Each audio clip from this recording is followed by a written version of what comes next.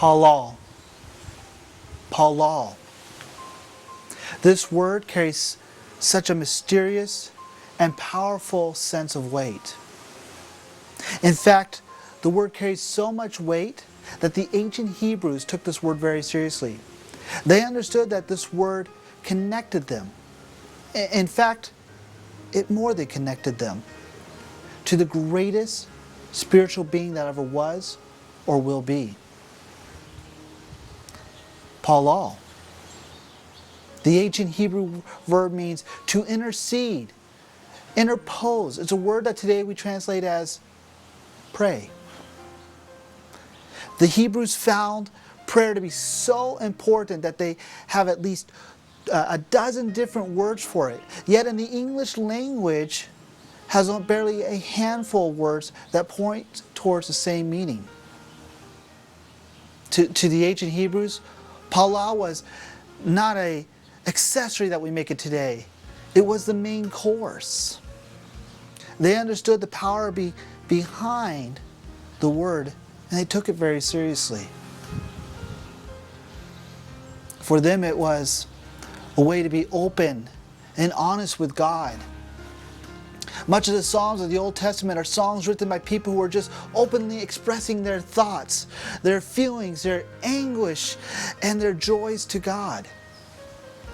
I've heard a lot of people say to one another, "I'll pray for you." It's a kind of common response I just grew up with and really thought nothing of it. It's just what you say to someone who's really going through a difficult time. You know, it's like another way of saying, "Hey, how are you doing?" But never really expecting an answer other than, "Oh, I'm fine." But do we know what prayer is? Do we actually understand what it is to Palal? Did you Palal this morning? Because some of the greatest men and women of the Bible made prayer the focal point of their lives. Did you Palal in the car while driving to wherever you had to go? Because the disciples understood that prayer was so vital to their lives that they asked Jesus to teach them how to Palal. Did you Palal in the afternoon? Because the great leaders of the Reformation acknowledged that Palal was what connected them to God. Did you Palal when you got home? Because the great evangelists of our day make it the foundation of their day. Are you going to Palal when you go to bed tonight? Because the missionaries who are being persecuted around the world live on it daily. But what is it to Palal? Nehemiah is commonly thought of as a man who rebuilt the walls of Jerusalem. He's attributed to being a great strategist, a planner, a manager, and a leader.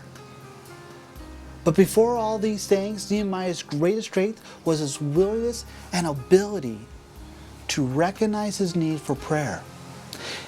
You can learn a lot about people by listening to their prayers. And right now we're going to learn a lot about Nehemiah. This book of Nehemiah takes place years after the Hebrews were taken captive by the Babylonian Empire and forced to relocate to Babylon. Many years later, the army of Persia defeated the army of Babylonian, and the king of Persia allowed the Jews to return to their own land. However, only some of the Jews returned to Judah.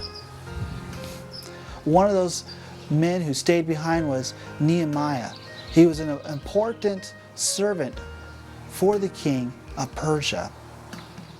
While serving the king, one of the men who had gone to Jerusalem returned, and immediately Nehemiah went out and found this man and asked him, how was the condition of Jerusalem? And he was informed that there was nothing left. It was nothing more than just a heap of stones. Nehemiah writes that, when I heard this, I sat down and I wept. In fact, for days, I mourned, I fasted, and I prayed to God of heaven. Nehemiah 4 tells us that Nehemiah was devastated. He just wept. He mourned, he fasted, he prayed for days.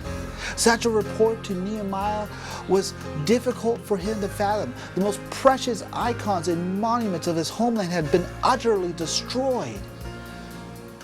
Conceivably, many of his friends and family had been killed, and nothing from his homeland was intact. And here was Nehemiah, nearly 800 miles away from home, when he receives this news.